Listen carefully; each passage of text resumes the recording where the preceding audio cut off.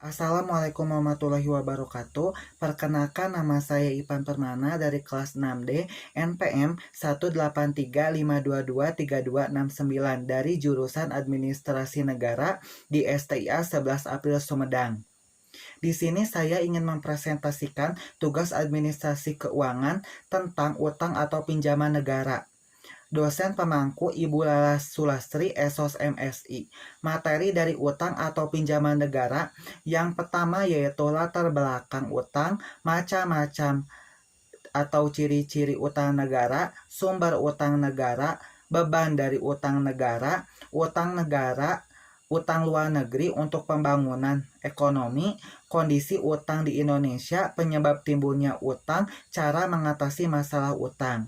Baik, langsung saja ke materi pertama yaitu untuk latar belakang utang. Utang merupakan bagian dari kebijakan fiskal APBN yang menjadi bagian dari kebijakan pengelolaan perekonomian secara keseluruhan, diantaranya penciptaan kesempatan kerja, mengurangi kemiskinan, menguatkan pertumbuhan perekonomian, menciptakan keamanan. Utang adalah konsekuensi dari postur APBN yang mengalami defisit, di mana penerimaan negara lebih kecil daripada belanja negara. Utang negara adalah hutang yang dikeluarkan atau dijamin oleh pihak pemerintah pada suatu negara. Macam-macam dan ciri-ciri utang negara. Yang pertama, utang dengan jaminan dan tanpa jaminan. Utang dengan jaminan adalah atau utang yang dijamin atau didekking seluruhnya dengan kekayaan negara, berutang atas dasar nilai yang sama atau jumlahnya yang sama, pembayaran bunga dan cicilan pokok. Utang harus dibayar paling lama sepanjang umur dari barang-barang atau kekayaan yang dipakai sebagai jaminan tersebut. Sedangkan utang tanpa jaminan adalah utang yang disertai dengan tanpa adanya jaminan kekayaan. Yang kedua yaitu utang sukarela dan utang paksa. Utang paksa yaitu pengumpulannya dapat dipaksakan, maka jumlah yang dikumpulkannya lebih memuaskan. Sedangkan utang sukarela adalah pemberian utang bebas, menyerahkan dananya tergantung pada kemauan mereka sendiri.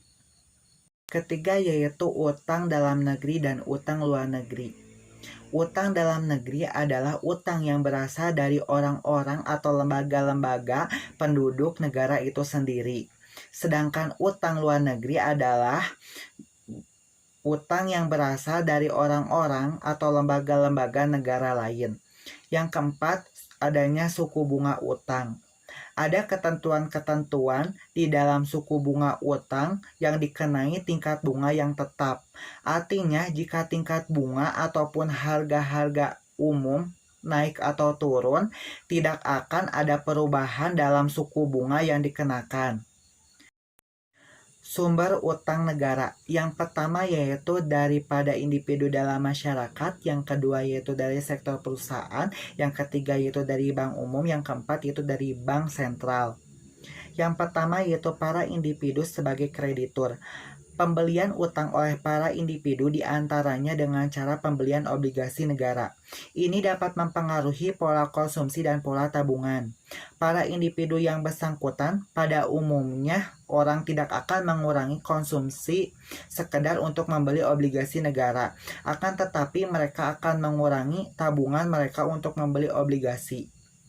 Yang kedua yaitu lembaga keuangan bukan bank sebagai kreditur. Pembelian obligasi pada perusahaan memungkinkan perluasan usaha perusahaan yang ingin menjual saham jadi terhambat karena kekurangan adanya dana, sehingga memungkinkan para perusahaan tersebut berutang.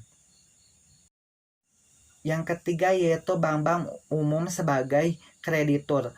Perkreditan dari bank umum dapat menciptakan tenaga beli baru dengan mendasarkan pada decking dana utang yang dipinjamkan oleh bank-bank umum tersebut. Yang terakhir yaitu bank sentral sebagai kreditur.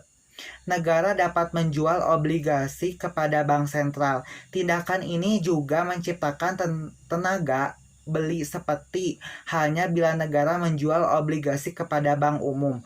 Obligasi istilah dalam pasar modal untuk menyebut surat pernyataan utang. Penerbit obligasi adalah pihak yang berutang, sedangkan pemegang obligasi adalah pihak yang berpiutang atau memberikan utang. Jangka waktu obligasi yang berlaku di Indonesia umumnya hanya 1 tahun sampai 10 tahun. Sementara negara memandang obligasi sebagai sumber pendanaan untuk membiayai sebagian defisit anggaran belanja dalam APBN. Untuk slide selanjutnya, beban dari utang negara.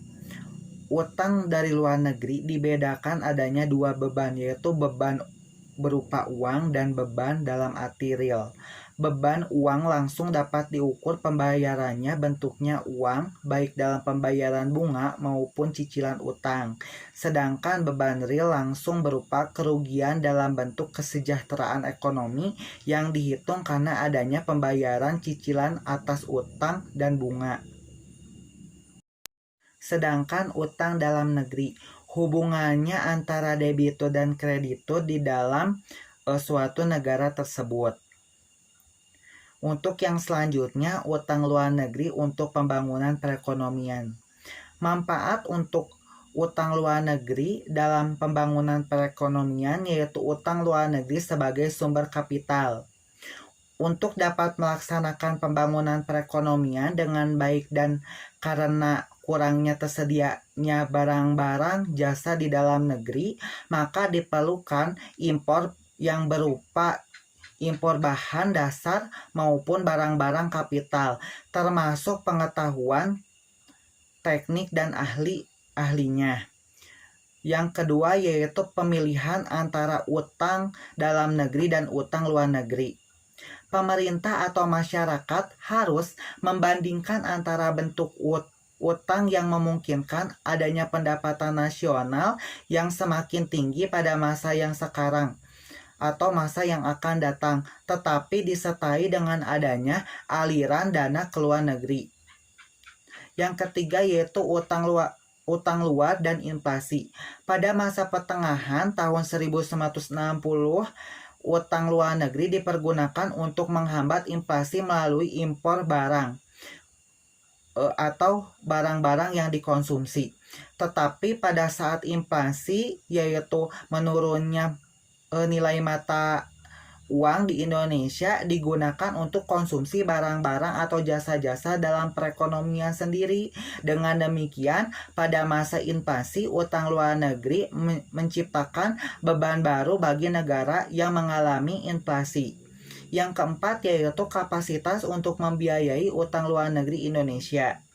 Apabila karena alasan untuk membiayai cicilan dan bunga utang luar negeri sebagai sumber kapital, maka suatu negara harus membatasi impor kapital atau barang setengahnya. Jadi yang sebenarnya sangat diperlukan untuk pembangunan ini berarti bahwa batas utang yang tepat telah dilampaui. Batas yang telah ditentukan tidak hanya oleh prospek ekspor barang dan jasa, tetapi juga oleh berhasilnya program-program pembangunan ekonomi melalui meningkatnya produksi barang-barang substansi impor. Kondisi utang di Indonesia. Menurut data terakhir yang dikutip dari situs DDTC News, Kementerian Keuangan mencatat posisi utang pemerintah hingga akhir Februari 2021 mencapai 6.631 triliun atau naik periode yang sama tahun lalu senilai 4.948 triliun. Untuk yang selanjutnya, penyebab timbulnya utang. Yang pertama, hutang luar negeri tidak dialirkan untuk kegiatan produktif yang bersifat cepat menghasilkan produk-produk. Yang kedua yaitu hutang luar negeri dikorupsi oleh para pejabat dan kronik-kroninya. Pinjamannya dikorupsikan sekitar 50%. Yang ketiga yaitu pemerintah Indonesia tidak mampu memanfaatkan hutang luar negeri secara tepat dan efisien. Prioritas pembangunan ekonomi kurang tajam dan tidak terfokus. Yang keempat, adanya moral hazard para penguasa sehingga tidak ada dorongan yang kuat untuk melunasi hutang-hutang yang ada, malah cenderung memperbesarnya. Yang kelima, belum adanya penegakan hukum yang kuat mempersubur penyalahgunaan dan kebocoran dalam pengelolaan pinjaman luar negeri. Dan yang terakhir yaitu cara mengatasi masalah utang. 1. Melakukan penjadwalan utang, namun hal ini akan menimbulkan implikasi moratorium. Yang kedua yaitu mengusulkan skema pengurangan hutang. Yang ketiga yaitu skema pengampunan hutang dan penundaan hutang. Demikianlah video presentasi yang dapat saya sampaikan. Mohon maaf apabila banyak kesalahan dalam penyampaian materi atau kejelasan materi. Billahi taufiq wal hidayah. Wassalamualaikum.